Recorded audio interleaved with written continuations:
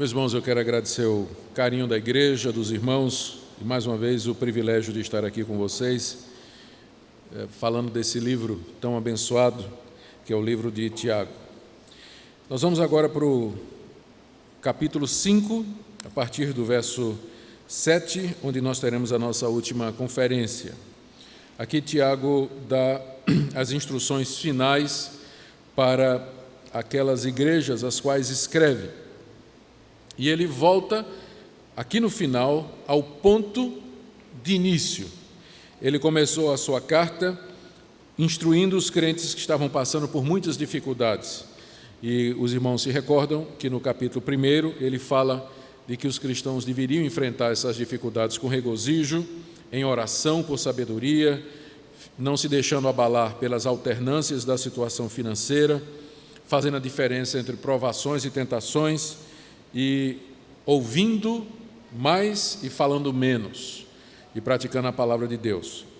E depois de tratar de diversos outros assuntos relacionados com a prática da vida cristã, ele agora volta a tratar da questão das provações, das dificuldades e das tribulações, que é o que nós temos aí do verso 7 até o verso 11. Em seguida, ele dá orientações com relação a, mais uma vez, a questão da língua, as nossas palavras, no verso 12, e depois volta a falar sobre os que estão sofrendo, no verso 13, e particularmente os que sofrem com doenças, como é que eles deveriam se portar diante da enfermidade. E ele termina nos versos 19 e 20 com uma instrução para a igreja sobre como tratar os desviados, aqueles que se afastaram da igreja e foram para longe dos caminhos de Deus. São as orientações finais de Tiago, então, que podem ser resumidas sobre esse tema: instruções aos que sofrem, instruções aos que estão padecendo aflições. E vamos começar com a orientação que ele dá aqui aos trabalhadores crentes, do verso 7 até o verso 11. Sede, pois, irmãos, pacientes até a vinda do Senhor. Eis que o lavrador aguarda com paciência o precioso fruto da terra, até receber as primeiras e as últimas chuvas. Sede vós também pacientes e fortalecei o vosso coração, pois a vinda do Senhor está próxima. Irmãos, não vos queixeis uns dos outros, para não serdes julgados. Eis que o juiz está às portas.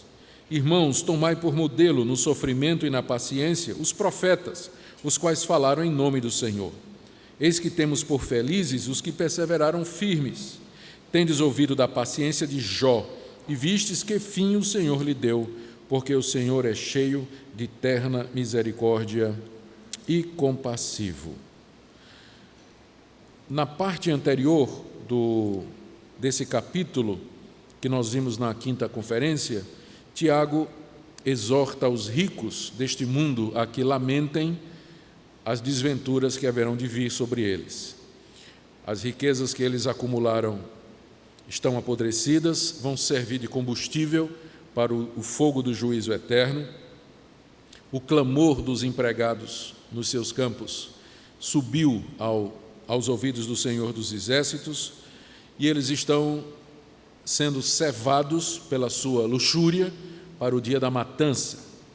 E agora Tiago, tendo falado do opressor, se dirigindo ao opressor, ele se dirige aos oprimidos. Ele agora traz uma palavra para aqueles trabalhadores que vinham sendo explorados, cujo salário era retido e que viviam debaixo de patrões que lhes tornavam a vida extremamente difícil. Não é incomum nós encontrarmos crentes que vivem uma vida de opressão em termos de trabalho, especialmente em um país como o nosso, onde essa questão de trabalho, onde o passivo social do nosso país é muito grande. Todo mundo que olha para o Brasil e faz uma análise da situação do Brasil, via de regra concorda em duas coisas: que a economia vai indo relativamente bem, mas que os problemas sociais continuam muito grandes no Brasil. E que não estamos sabendo fazer a relação entre esse bom momento na economia e a questão social: mais empregos, mais moradia, melhor educação, uma melhor distribuição de renda e assim por diante. São questões que estão presentes em todas as análises que se fazem da situação brasileira. Então não é difícil encontrar no nosso próprio país, pensando qual é a aplicação dessa passagem para nós, crentes verdadeiros, tementes a Deus, mas que vivem oprimidos financeiramente, ou na mão de patrões perdulários, ou em subempregos, ou vítimas de um sistema que não lhes remunera da forma correta.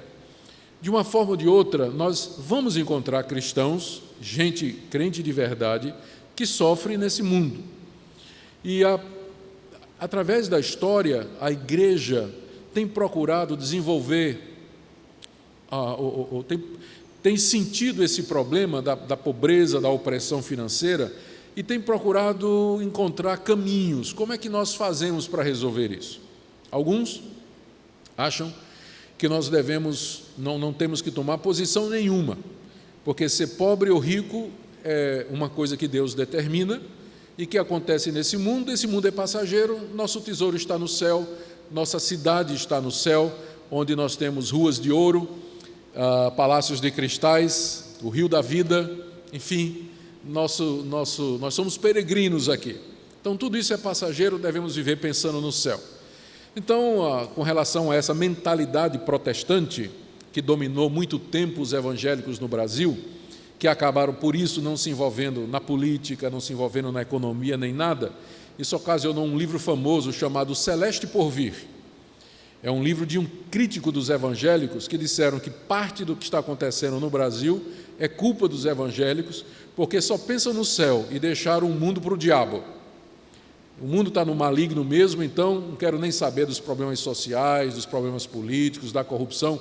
Vamos, assim, pensar no céu, que aqui não tem jeito.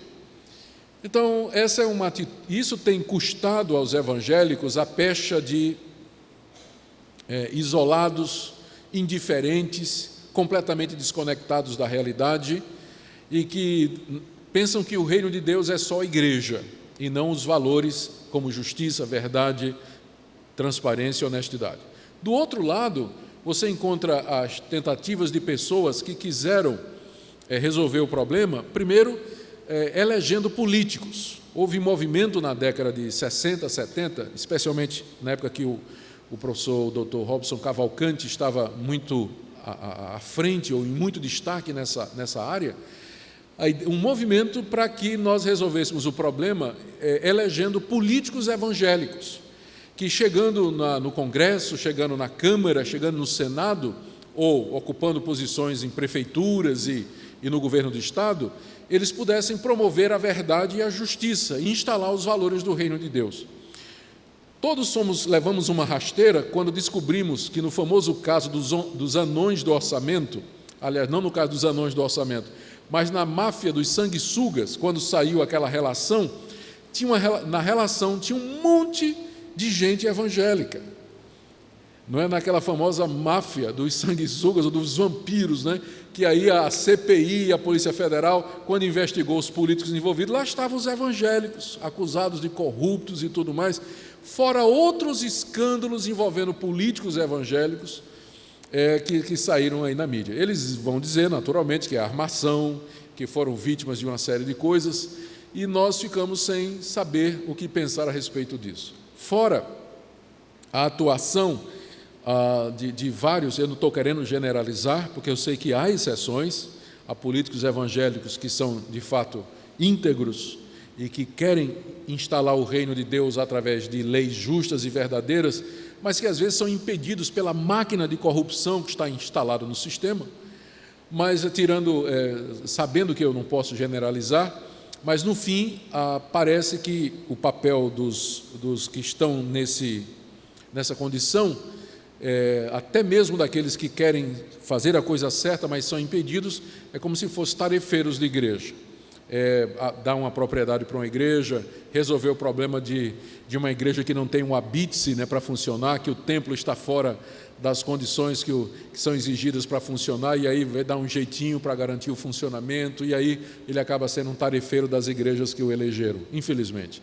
Eu sei que há exceções, como eu disse, eu não quero generalizar, mas o fato é que não tem funcionado, não é? O país continua, apesar do bom número de evangélicos que nós temos eleito, continuamos com graves problemas sociais no nosso país, que parece não ter solução e às vezes até os evangélicos estão no meio aí desses rolos que nós ouvimos, dessas denúncias. Uma outra tentativa, foi uma tentativa que surgiu dentro da igreja presbiteriana, com um professor de seminário chamado Richard Shaw, que é o pai da teologia da libertação. Esse missionário americano, na década de 60, foi professor no Seminário Presbiteriano do Sul, em Campinas, São Paulo. E ele é um dos pais da chamada teologia da libertação, que diz que o pecado, o problema dos crentes é que acham que o pecado é só de natureza individual. Pecado é alguma coisa que eu faço contra Deus ou contra o meu próximo.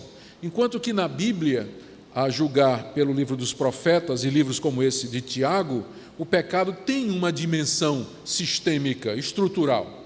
O pecado, ele não é só um ato individual, mas ele é uma atitude coletiva de opressão, de injustiça, e que, portanto, da mesma forma que a igreja é chamada a lutar contra o pecado individual, ela tem que lutar também contra o pecado estrutural, o pecado sistêmico.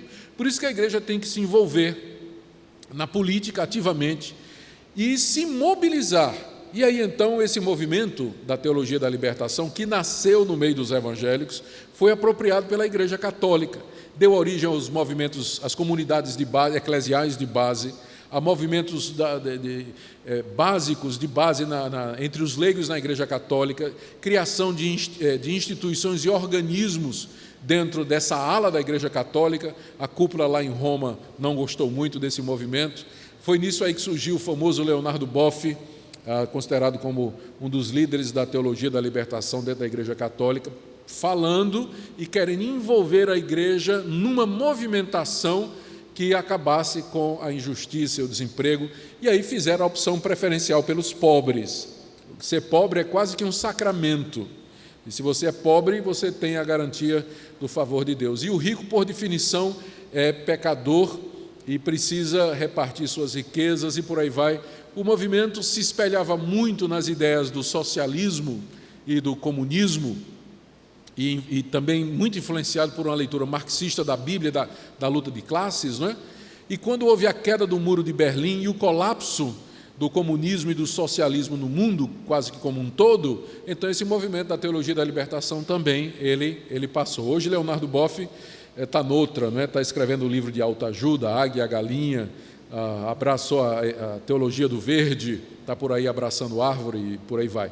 Então, os grandes líderes desse movimento, eles também desapareceram, e a TL, a Teologia da Libertação, ela feneceu, foi mais uma tentativa por parte da igreja de tentar resolver os problemas sociais, que também não deu certo.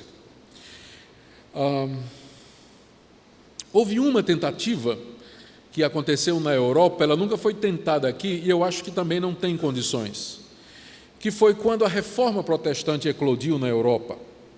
E aí, então, cidades como a cidade de Genebra, que aderiram à reforma protestante, elas, porque os seus governantes eram todos da reforma, viraram reformados, eles puderam imprimir determinadas leis, criar determinadas instituições e tomar determinadas atitudes que transformaram Genebra num paraíso.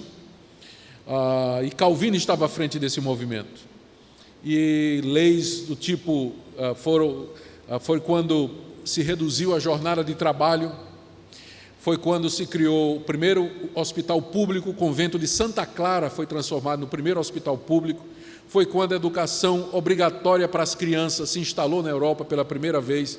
Grandes passos e leis e normas que hoje nós nos valemos, né, no nosso mundo ocidental, tiveram início lá na Reforma Protestante, lá em Genebra.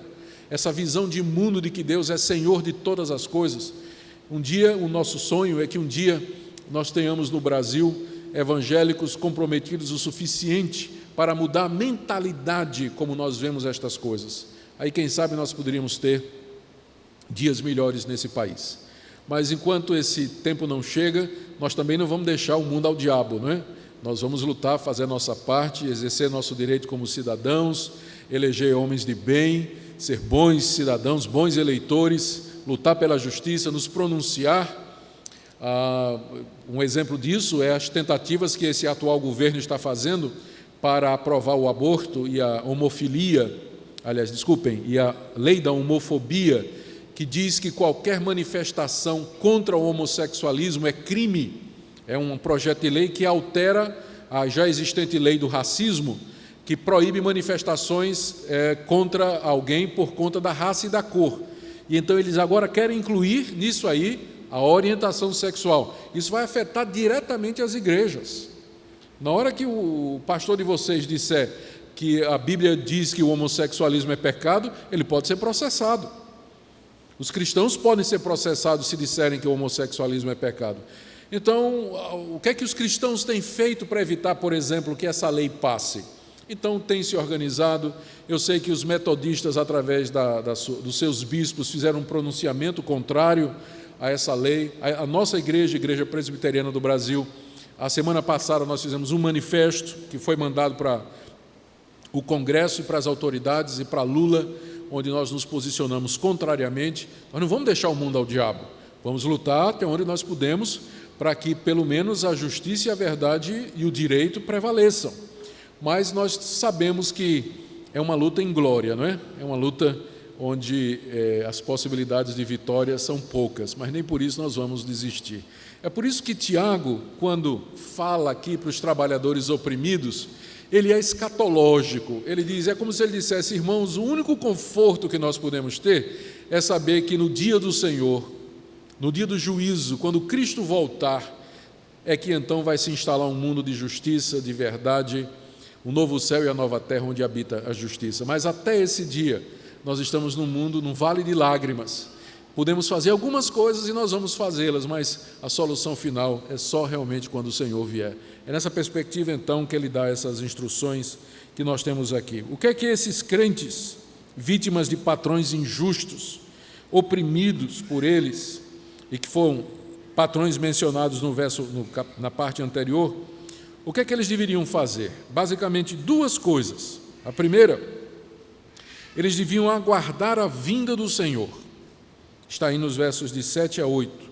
Sede, pois, irmãos, pacientes até a vinda do Senhor. Tiago recomenda paciência. Meus irmãos, sejam pacientes. Vocês estão sofrendo, estão sendo oprimidos, o salário é pequeno, as dificuldades são muitas, a angústia é muito grande, aí você tem que ser paciente. Não há uma solução final aqui nesse mundo. Deus pode ir aqui e acolá, refrescar um pouquinho nossa situação, dar uma melhorada, parece aí uma fonte de renda, ou um emprego melhor, Deus abre uma porta de um jeito ou de outro. Deus é craque em fazer isso, é craque em nos tirar de situações difíceis, Ele pode aliviar, mas o problema em si, ele só vai ser resolvido na vinda do Senhor. Portanto, sejam pacientes. Tiago então recomenda paciência aos cristãos sofredores, aqueles que estão passando por momento de opressão. Eles deveriam aguardar a vinda do Senhor, porque o Senhor já tinha tomado conhecimento. Veja aí no verso 4, quando ele diz que os clamores dos ceifeiros penetraram até os ouvidos do Senhor, e o Senhor já sabe da situação deles, o Senhor já tomou conhecimento, e no tempo dele, da maneira dele, ele vai resolver o assunto. Isso será somente na vinda do Senhor, quando a justiça será feita, e então eles seriam recompensados pela paciência e pela fidelidade. Enquanto eles aguardavam a vinda do Senhor, então eles teriam que ser pacientes. E aqui Tiago dá uma ilustração que eles conheciam bem. A maior parte deles era de lavradores, gente que cultivava a terra, ceifeiros. Ele dá aqui uma ilustração tirada da agricultura, que o lavrador aguarda com paciência o precioso fruto da terra até receber as primeiras e as últimas chuvas. As primeiras chuvas caíam em outubro e novembro, e era a época então em que se fazia a semeadura. Esperava-se então que ela germinasse, e aí as últimas chuvas, abril e maio, serviam para amadurecer o fruto, e então estaria pronto para a colheita. O lavrador planta e ele fica pacientemente aguardando as chuvas, as primeiras chuvas, no início da sementeira, e as últimas chuvas, já para amadurecer a colheita. Ele não tem controle sobre as chuvas, Por mais que ele fique angustiado, ele não vai apressar o processo natural da germinação e do amadurecimento. Por isso que ele tem que ser paciente, ele tem que aguardar o ciclo natural. Essa figura é usada para nós, para nos dizer que Deus tem o seu tempo, e no tempo dele, ele vai resolver esse problema. Já os clamores já entraram nos seus ouvidos, Deus sabe que nós estamos sendo oprimidos, e ele vai dar a solução no tempo dele, na vinda do Senhor. Por isso nós temos que nos fortalecer, verso 8, no nosso coração, sabendo que essa vinda está próxima. Sede vós também pacientes e fortalecei o coração, pois a vinda do Senhor está próxima. O dia da libertação, o dia em que o novo céu e a nova terra serão instalados, o dia do reino da justiça, o dia da paz, da alegria, da felicidade eternas, da pureza, do gozo na presença de Deus. Esse dia não está longe. Esse dia, a Bíblia sempre nos promete, ele está próximo. E aqui nós temos que aprender a viver na expectativa da vinda do Senhor.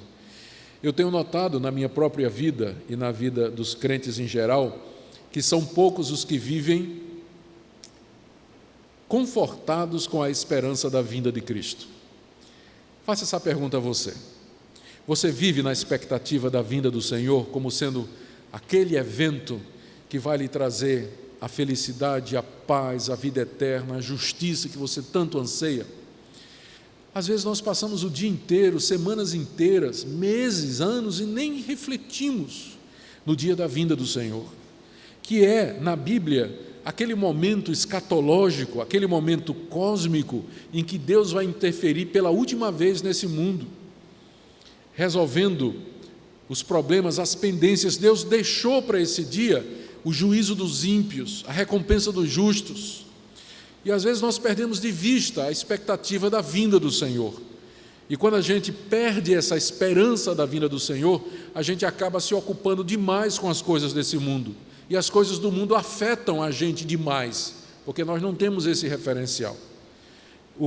A solução ou o conforto que Tiago dá para aqueles crentes sofredores é: meus irmãos, o dia da vinda do Senhor está próximo. Se consolem, nesse dia Deus dará uma solução final a todos esses problemas. Vivam na expectativa da vinda do Senhor.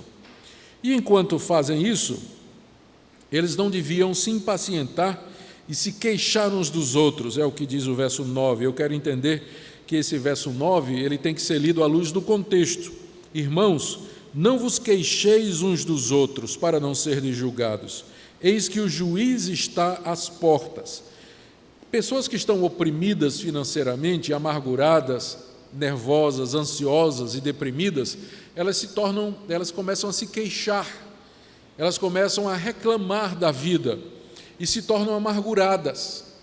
A recomendação de Tiago é: meus irmãos, não se queixem uns dos outros, porque aí vocês vão ser julgados. Porque ele já tinha dito antes, né, que quando a gente fala mal, a gente acaba se colocando debaixo do juízo de Deus. Então não se queixem, porque o juiz está às portas. Já dá para ouvir os passos do juiz, que é Jesus, chegando às portas desse mundo. Ele está vindo. Então, mais um pouquinho, não fica se queixando, não fica lamentando, colocando a culpa, falando mal, aguenta mais um pouco. O Senhor está às portas. Esse é o conforto que ele traz para aqueles que estão sofrendo essa opressão dos patrões irresponsáveis. E aqui ele coloca dois exemplos para servir de modelo de paciência. O primeiro é dos profetas, verso 10. Meus irmãos, tomai por modelo no sofrimento e na paciência os profetas, os quais falaram em nome do Senhor. Eis que temos por felizes os que perseveraram firmes. Os profetas do Antigo Testamento foram modelos realmente de perseverança. Eles foram oprimidos, foram perseguidos, tiveram a sua palavra rejeitada, alguns deles foram martirizados. Há vários exemplos disso. Por exemplo, o profeta Jeremias, que foi tremendamente rechaçado. Uma vez Jeremias foi jogado num poço, onde ele ficou atolado até metade do corpo. E eu não vou dizer no que é que ele estava atolado, mas ele foi jogado nesse poço. Ele foi jogado nesse poço, que era um poço de dejetos, era um esgoto onde ele foi lançado. E essa foi a situação em que ele ficou até que alguém veio e tirou. Profeta Amós, Elias, Eliseu, Zacarias, que foi morto pelo povo de Israel. Então, esses homens de Deus, que foram fiéis a Deus, o próprio João Batista, que foi preso e posteriormente decapitado, foram pessoas que sofreram a oposição e a opressão dos homens, mas eles todos perseveraram firmes. Eles não se desviaram da fé em Deus, e por isso eles servem de modelo para nós no sofrimento e na paciência. No sofrimento e na paciência. E eles falaram em nome do Senhor. E eles foram felizes, não é? Verso 11, eis que temos por felizes os que perseveraram firmes. O outro exemplo que é colocado aqui como modelo para nós de sofrimento é o exemplo de Jó. Tendes ouvido da paciência de Jó. Agora, eu não sei quantos de vocês já leram o livro de Jó. Jó foi paciente assim, não é? Em termos, porque ele começa amaldiçoando o dia que ele nasceu, não é? Ele começa, maldito o dia em que eu nasci, maldito o dia que deram notícia a meu pai que nasceu um filho. E aí ele se volta para Deus e começa a perguntar: Senhor, por que é que isso está acontecendo comigo? Por que é que o Senhor me fez nascer? Era melhor eu ter morrido como um aborto do que ter vindo ao mundo e ficar nessa situação. E aí Jó começa a questionar a Deus. Eu sempre te servi, sempre fiz o teu querer e a tua vontade, e por que isso está acontecendo comigo? Aí chegam os amigos de Jó. Isso está te acontecendo porque você pecou. Tem pecado oculto aí, você fez alguma coisa errada e Deus está lhe castigando. Aí Jó, não, eu não fiz nada, eu abri minha casa para os pobres, eu segui a justiça de Deus, eu oferecia sacrifício pelos meus filhos, eu vivia na retidão de Deus, eu não sei o que está acontecendo. Não, você está doente assim, é castigo, isso é pecado, tem pecado oculto aí, você fez alguma coisa errada. E o coitado do Jó, naquela angústia, né, sem saber o que estava acontecendo com ele. Então, quando diz que Jó foi paciente, não é assim no sentido de que Jó ficou calado. De onde a gente aprende que nós podemos perguntar para Deus. Não é pecado chegar para Deus e dizer: Deus, eu não estou entendendo por que é que eu estou vivendo nesse sofrimento. Por que é que o Senhor levou fulano? Por que é que meu filho querido, amado, o Senhor levou minha esposa? Por que é que eu perdi o emprego, minha empresa faliu? Por que é que eu estou doente dessa doença mortal, fatal? Por que é que eu vivo sofrendo com isso, com aquilo? Não é pecado você chegar e chorar diante de Deus e se lamentar diante de Deus. Na verdade, eu acho que Deus até nos convida a fazer isso, que nós coloquemos e derramemos diante dEle todas as nossas angústias. Não é pecado dizer a Deus: Deus, está doendo desse jeito, eu não aguento. Então não é errado fazer isso. Jó fez isso e outros fizeram isso. O Senhor Jesus disse: Senhor, Pai, se é possível, passa de mim esse cálice. Deus meu, por que me desamparastes? Então, se queixar a Deus, mas qual é a diferença disso para aquela atitude que que Tiago está condenando aqui? O ponto aqui é que Jó fez tudo isso, mas em nenhum momento ele abandonou a Deus. Ele não entendia porque é que estava sofrendo muito, a dor era muito grande, perdeu tudo o que tinha, perdeu os filhos, e a única coisa que ele devia ter perdido mesmo era aquela mulher, e não perdeu, porque a mulher ficava em cima dele, dizendo: amaldiçoa a Deus e morre, Jó, teu Deus não vale de nada. Aqui devia ter morrido e ficou vivo. Era um sofrimento terrível, aquele que ele estava passando.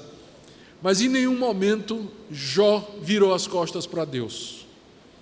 Jó abandonou a sua confiança em Deus. E eu creio que é esse o ponto aqui. Deus não está pedindo para nós sermos estoicos, insensíveis e enfrentar o sofrimento como se nós fôssemos de ferro.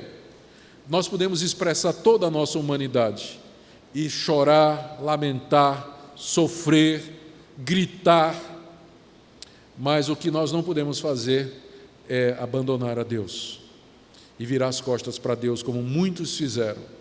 No meio da dificuldade, quando vem a tribulação, a angústia, eles voltaram as costas para Deus e foram embora. Então, aqui Jó serve de modelo na paciência.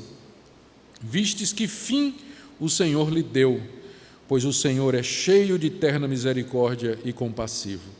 Ele sabe que nós somos pó, Ele sabe que nós somos vulneráveis a todas essas angústias nesse vale de lágrimas que é o mundo, e Ele sabe também como confortar o nosso coração. Então, tanto o modelo dos profetas quanto o modelo de Jó são colocados aqui para nos estimular a sofrer pacientemente, sofrer humildemente diante de Deus, aguardar o tempo de Deus sem murmuração e sem maiores reclamações. Muito bem.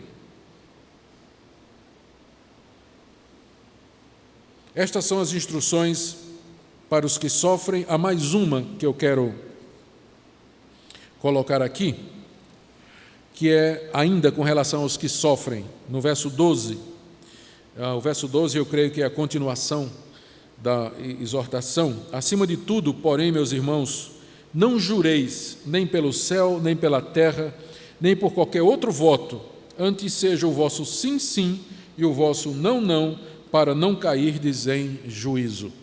Eu acho que essa orientação aqui está atrelada à anterior, por uma razão muito simples. Pessoas que estão sofrendo sob pressão, elas às vezes fazem votos precipitados. Isso é muito comum entre os crentes.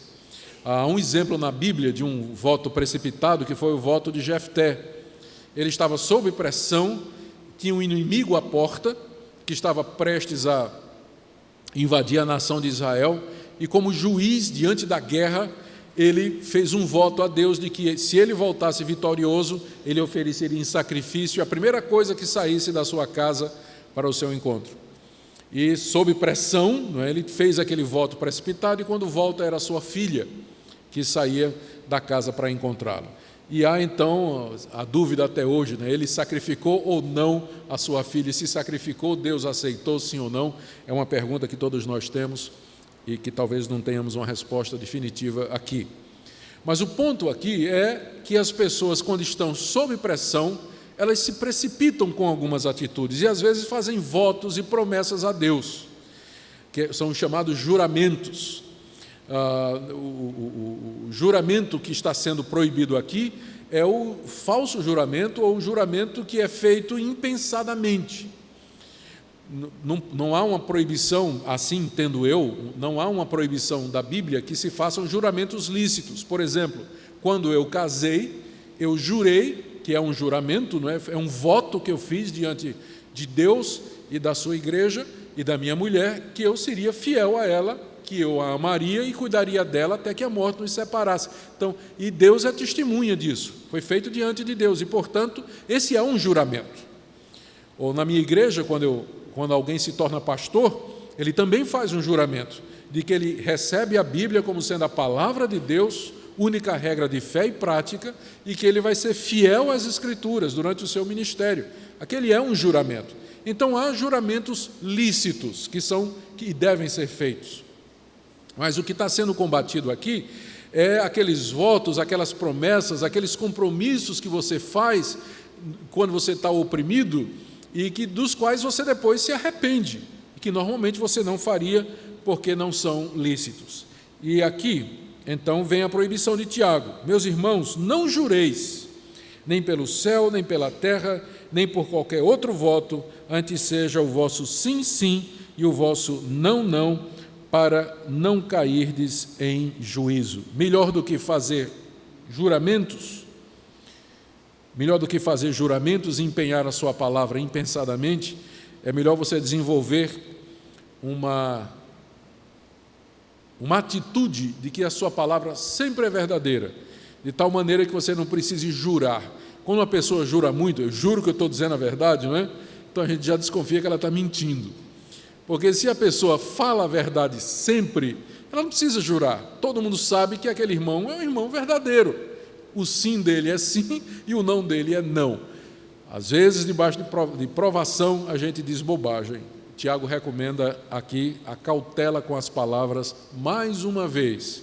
Lembram que ele tem essa preocupação com o uso da palavra, de como nós usamos a língua.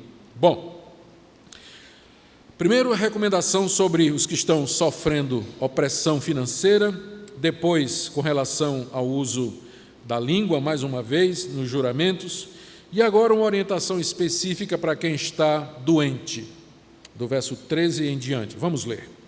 Está alguém entre vós sofrendo? Faça oração. Está alguém alegre? Cante louvores. Está alguém entre vós doente? Chame os presbíteros da igreja, e estes façam oração sobre ele, ungindo com óleo em nome do Senhor. E a oração da fé salvará o enfermo, e o Senhor o levantará. E se houver cometido os pecados, serão perdoados. Confessai, pois, os vossos pecados uns aos outros, e orai uns pelos outros, para serdes curados. Muito pode, por sua eficácia, a súplica do justo. Elias era homem semelhante a nós, sujeito aos mesmos sentimentos, e orou com instância para que não chovesse sobre a terra. E por 3 anos e 6 meses não choveu. E orou de novo, e o céu deu chuva, e a terra fez germinar o seu fruto. Num ambiente onde estavam sem salário, oprimidos, etc., é fácil entender que as doenças eram mais comuns. As doenças eram bem mais comuns naquela época.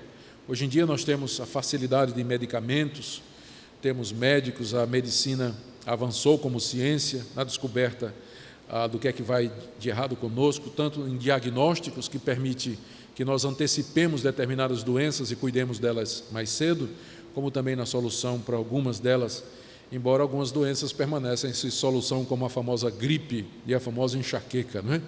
Das quais ambas eu sofro bastante, especialmente da enxaqueca. Bom, minha companheira frequente. Muito bem, então a orientação agora é, eu falei isso, mas eu já sei todos os remédios para enxaqueca, não adianta vir com uma receita, certo? Obrigado, já agradeço, mas eu já conheço tudo quanto é de receita para enxaqueca. Muito obrigado. Então, o que é que Tiago diz aos irmãos que estão doentes? Primeiro, ele tem uma orientação geral aí no verso 13. Está alguém entre vós sofrendo? Faça a oração. Essa é a orientação geral de Deus para quem está sofrendo. Ore. Está oprimido por algum problema, qualquer que seja a origem da dor e do sofrimento, a prescrição de Deus é a oração. Ore. Coloque a Deus, diante de Deus, a sua dor, o seu problema, a sua angústia. E quando a gente ora, colocando diante de Deus o sofrimento, a própria oração em si ela é terapêutica, afora a resposta que Deus dá. E Deus responde essas orações conforme a sua vontade. Às vezes Deus nos tira de situações de sofrimento e nos dá um período de paz. Às vezes Ele não nos tira do sofrimento, mas Ele nos dá graça para suportar, como Ele fez com o apóstolo Paulo. Lá em 2 Coríntios 12, nós lemos que o testemunho de Paulo, de que ele sofria com um espinho na carne, que ninguém sabe o que é, e ele pediu a Deus 3 vezes que Deus tirasse aquele espinho. Mas Deus disse, não, eu não vou tirar não, mas em compensação eu vou te dar da minha graça, para que você possa suportar. Então Deus tem diferentes respostas para diferentes pessoas em diferentes circunstâncias, mas a prescrição dele é uma só: ore, entregue a Deus